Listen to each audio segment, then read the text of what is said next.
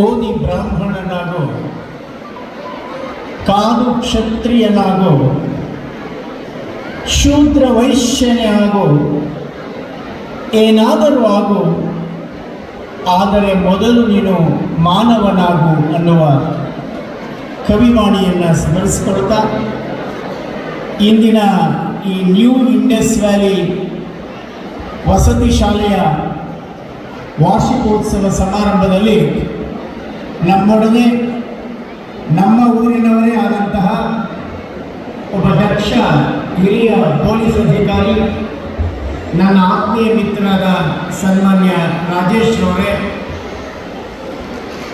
ಈ ಎಲ್ಲ ಮಕ್ಕಳನ್ನು ತಮ್ಮ ಮಕ್ಕಳು ಅಂತ ಭಾವಿಸಿ ಅವರೊಂದಿಗೆ ವಾಸ ಮಾಡ್ತಾ ನಿಮ್ಮೆಲ್ಲರ ಶಿಕ್ಷಣದ ಎಲ್ಲ ಸೌಲಭ್ಯಗಳನ್ನು ಪೂರೈಸ್ತಾ ಇರುವಂತಹ ಆತ್ಮೀಯರಾದ ಪ್ರಕಾಶ್ ರವರೇ, ಮಮತಾ ಪ್ರಕಾಶ್ ರವರೇ, ನಟರಾಜ್ ರವರೇ, ವಾಣಿ ಅವರೇ, ನನ್ನನ್ನು ಈ ಸಮಾರಂಭಕ್ಕೆ ಕರೆದು ಆಹ್ವಾನಿಸಿದಂತಹ ದೀಪಕ್ ರವರೇ, ಆತ್ಮೀಯ ಮಕ್ಕಳೇ, ಇಷ್ಟು ಒಂದು ಮಕ್ಕಳ ಪ್ರತಿಭೆಯನ್ನು ನೋಡಿದಾಗ ನಮ್ಮ ಗ್ರಾಮೀಣ ಪ್ರದೇಶದ ಮಕ್ಕಳಲ್ಲಿ ಇರುವಂತಹ ಪ್ರತಿಭೆ, ಉತ್ಸಾಹ, ಕಲೆಯನ್ನು ಪೋಷಿಸಬೇಕಾದ್ದು ಪಾಲಕರ, ಪೋಷಕರ ಕರ್ತವ್ಯ ಮತ್ತು ಇಂತಹ ಶಿಕ್ಷಣ ಸಂಸ್ಥೆಗಳ ಕರ್ತವ್ಯ ಅಂತ ನನ್ನ ಭಾವನೆ. ನಾನು ಸಹ ಪಕ್ಕದ ಹೊಸಕೋಟೆಯಲ್ಲಿ ಹುಟ್ಟಿದಂಥವರು, ಸರ್ಕಾರಿ ಶಾಲೆಯಲ್ಲಿ ಓದಿ IAS ಪದವಿಯನ್ನು ಪಡೆಯುವಂತಹ ಅವಕಾಶ ಬಂದದ್ದು ಭಗವಂತನ ಆಶೀರ್ವಾದ, ಹೆತ್ತ ತಂದೆ ತಾಯಿಗಳ ಆಶೀರ್ವಾದ ಮತ್ತು ಗುರುಗಳ ಕಾರುಣ್ಯದಿಂದ.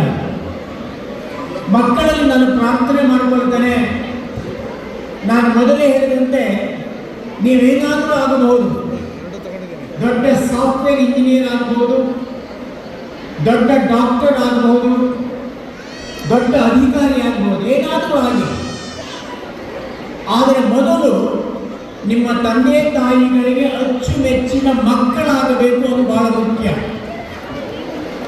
ಮಾತೃದೇವೋ ಭವ ಅಂತ ಹೇಳ್ತೇವೆ, ಪಿತೃದೇವೋ ಭವ ಅಂತ ಹೇಳ್ತೇವೆ, ಆಚಾರ್ಯ ದೇವೋ ಭವ ಅಂತ ಹೇಳ್ತೇವೆ. ಹೆತ್ತ ತಾಯಿಗಿಂತ ದೊಡ್ಡ ದೇವರಿಲ್ಲ. ಮಕ್ಕಳಲ್ಲಿ ಪ್ರಾರ್ಥನೆ, ಚಿಕ್ಕ ಮಕ್ಕಳಿಂದ ದೊಡ್ಡ ಮಕ್ಕಳವರೆಗೆ. ಬೆಳಿಗ್ಗೆ ಎದ್ದ ತಕ್ಷಣ ನಿಮ್ಮ ತಾಯಿಯ ಪಾದವನ್ನು ಸ್ಪರ್ಶ ಮಾಡಿ, ನಿಮಗೆ ದೊಡ್ಡ ಚೈತನ್ಯ ಶಕ್ತಿ ಬರುತ್ತೆ. ಕಷ್ಟಪಟ್ಟು ಬೆವರು ಸುರಿಸಿ ನಿಮಗೆ ಶಿಕ್ಷಣ ಕೊಡಿಸ್ತಾ ಇರ್ತಕ್ಕಂಥ ನಿಮ್ಮ ಹೆತ್ತ ತಂದೆಯನ್ನು ಸದಾ ಕಾಲ ಗೌರವಿಸಿ. ಆ ತಂದೆಗೆ ನೀವು ಗೌರವ ಕೊಡೋದ್ರಿಂದ ದೇವರು ನಿಮಗೆ ಆಶೀರ್ವಾದ ಮಾಡುತ್ತಾನೆ.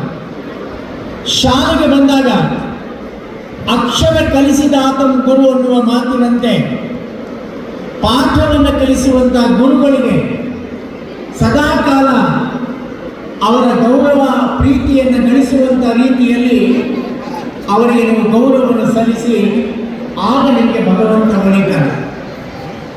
ಒಬ್ಬ ತಾಯಿ ಹೇಳ್ತಾಳೆ ಒಂದು ಮಾತನ್ನ, ಆ ತಾಯಿ ಯಾವುದೇ ವಿಶ್ವವಿದ್ಯಾಲಯದಲ್ಲಿ ಓದ್ದವಳಲ್ಲ,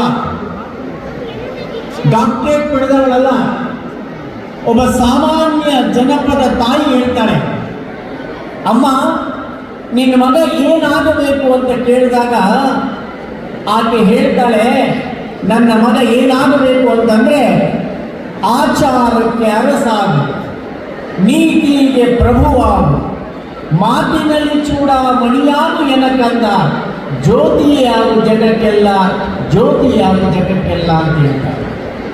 ಇದು ನಿಮ್ಮಂತಹ ತಾಯಿಯರು ಮಕ್ಕಳಿಗೆ ಹೇಳಿಕೊಡ್ಬೇಕಾದಂಥ ಪಾಠ. ಏನಿದು ಪಾಠ?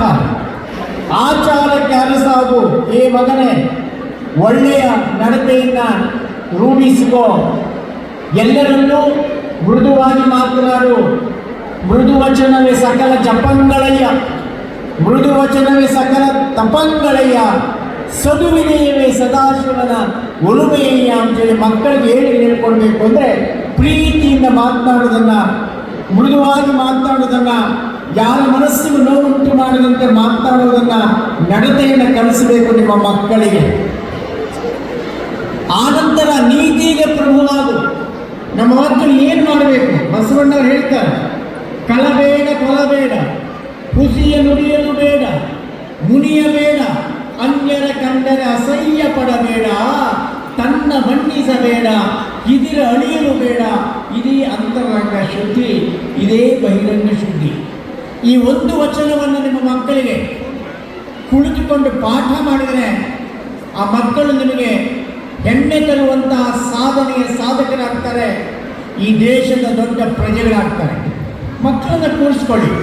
ಕಳಬೇಡ, ಈ ಪದದ ಅರ್ಥವನ್ನು ಹೇಳಿ. ಕಳ್ಳತನ ಮಾಡಬೇಡ. ಕಳ್ಳತನ ಮಾಡೋದು ಅಂತಂದರೆ ಇನ್ನೊಬ್ಬರ ವಸ್ತುವನ್ನು ಕಸಿದುಕೊಳ್ಳುವುದು ಅಷ್ಟೇ ಅಲ್ಲ, ಇನ್ನೊಬ್ಬರ ವಸ್ತುವಿನ ಬಗ್ಗೆ ಆಸೆ ಪಡುವಂಥದ್ದು ಕಳ್ಳತನವೇ. ಹಾಗಾಗಿ ಮಕ್ಕಳಿಗೆ ಹೇಳ್ಕೊಡ್ಬೇಕು, ಕಳ್ಳತನ ಮಾಡಬೇಡ. ಕೊಲಬೇಡ, ಇನ್ನೊಬ್ಬರಿಗೆ ಕೊಲೆ ಮಾಡುವುದು ಅಷ್ಟೇ ಅಲ್ಲ, ಒಬ್ಬರ ಮನಸ್ಸನ್ನು ನೋವು ಮಾಡಬೇಡ, ನೋವು ಉಂಟು ಮಾಡಬೇಡ. ಕವಿ ಹೇಳ್ತಾನೆ, ನಾವಾಡುವ ಮಾತು ಹೀಗಿರಬೇಕು ಗೆಳೆಯ, ನಾವಾಡುವ ಮಾತು ಹೀಗಿರಬೇಕು ಗೆಳೆಯ, ಮೃದು ವಚನವೇ ಮೂರ್ಲೋಕ ಗೆಲ್ಲುವುದು ತಿಳಿಯ. ಮೌನ ಮೊಗ್ಗೆಯೊಡೆದು ಮಾತರಳಿ ಬರಲಿ, ಮೌನ ಮೊಗ್ಗೆಯೊಡೆದು ಮಾತರಳಿ ಬರಲಿ, ಈ 3 ದಿನದ ಬಾಳು ಘಮಘಮಿಸುತ್ತಿರಲಿ, ಘಮಘಮಿಸುತ್ತಿರಲಿ ಎಂದು ಕವಿ ಹೇಳ್ತಾನೆ. ಯಾರ ಮನಸ್ಸಿಗೆ ನೋವನ್ನು ಉಂಟು ಮಾಡಬೇಡ, ಹುಸಿಯ ನುಡಿಯಲು ಸುಳ್ಳು ಹೇಳಬೇಡ, ಕೋಪ ಮಾಡಿಕೊಳ್ಬೇಡ, ಇನ್ನೊಬ್ಬರ ಮನಸ್ಸಿಗೆ ನೋಯಿಸಬೇಡ.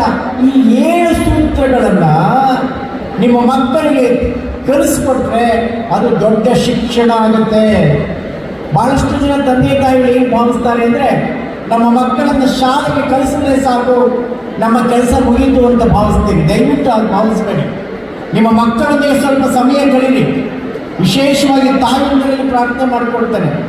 ತಂದೆಯಾದಂಥವರು ಕೆಲಸಕ್ಕೆ ಹೋಗಿರ್ತಾರೆ, ಏನೇನೋ ಸಮಸ್ಯೆಗಳಿರುತ್ತೆ, ಆಗ ಹೆಚ್ಚು ಮಕ್ಕಳ ಮೇಲೆ ಆಸಕ್ತಿಯನ್ನು, ಗಮನವನ್ನು ಕೊಡಲಿಕ್ಕೆ ಸಾಧ್ಯ ಆಗೋದಿಲ್ಲ. ತಾಯಿಯೊಂದಿಗೆ ಪ್ರಾರ್ಥನೆ ಮಾಡಿಕೊಡ್ತಾನೆ. ಮಗಳು ಬಂದ ತಕ್ಷಣ ಶಾಲೆಯಿಂದ, ಮಗು ಏನು ಕಲಿತೆ, ನೀನು ಹೇಗಿದ್ದೀಯಾ, ಪ್ರೀತಿಯಿಂದ ಮಾತನಾಡಿ. ಇವತ್ತು ಎಷ್ಟು ಸೆನ್ಸಿಟಿವ್ ಇದ್ದಾರೆ ನಮ್ಮ ಮಕ್ಕಳು ಅಂದರೆ, ಈಗ ತಾನೇ ನಾನು ಟಿ ವಿನಲ್ಲಿ ನೋಡಿದೆ, ಒಬ್ಬ ಮಗಳಿಗೆ ಮೊಬೈಲ್ ನೋಡಬೇಡ ಅಂತ ತಂದೆ ತಾಯಿ ಅಡ್ವೈಸ್ ಮಾಡಿದ್ದಕ್ಕೆ ಆ ಮಗಳು ಆತ್ಮಹತ್ಯೆ ಮಾಡಿಕೊಳ್ತಾಳೆ. ಇಷ್ಟು ಸಂವೇದನಾಶೀಲ ಮಕ್ಕಳಿದ್ದಾರೆ. ಹಾಗಾಗಿ ನಿಮ್ಮಲ್ಲಿ ಪ್ರಾರ್ಥನೆ ಮಾಡಿಕೊಳ್ಳೋದು, ಇಷ್ಟು ಹೆಚ್ಚು ಮಾತನಾಡಲಿಕ್ಕೆ ಹೋಗೋದಿಲ್ಲ. ಬಹಳಷ್ಟು ಇಲ್ಲಿ ಕಾರ್ಯಕ್ರಮಗಳಿವೆ, ಮನರಂಜನೆ ಕಾರ್ಯಕ್ರಮ, ಮಕ್ಕಳ ಕಾರ್ಯಕ್ರಮಗಳು. ನಮ್ಮ ತಂದೆ ತಾಯಿಯರಿಗೆ ರೆಸ್ಪಾನ್ಸಿಬಿಲಿಟಿ ಇದೆ.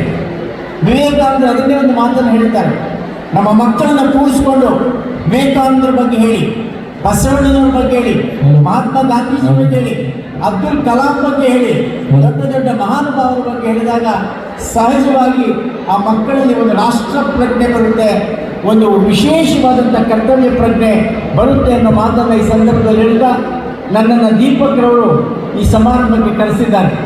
ನಾನು ಸಹ ನಿಮ್ಮಂತೆ ಒಬ್ಬ, ನಾನು ಆಗಲೇ ಹೇಳಿದಾಗೆ ಸಾಮಾನ್ಯ ಕುಟುಂಬದಿಂದ ಬಂದಂಥವನು. ಬಡತನ, ಅಪಮಾನ, ಹಸಿವು ಇವುಗಳಿಂದ ಮನುಷ್ಯ ದೊಡ್ಡವನಾಗ್ತಾನೆ. ಮಕ್ಕಳಿಗೆ ಬದುಕು ಅನ್ನೋದು ಏನು ಅಂತ ಕಲಿಸಬೇಕಾದ್ರೆ ಚಿಕ್ಕಂದಿನಿಂದಲೇ ಅವರಿಗೆಲ್ಲ ಸವಲತ್ತುಗಳನ್ನು ಕೊಡಬೇಡಿ.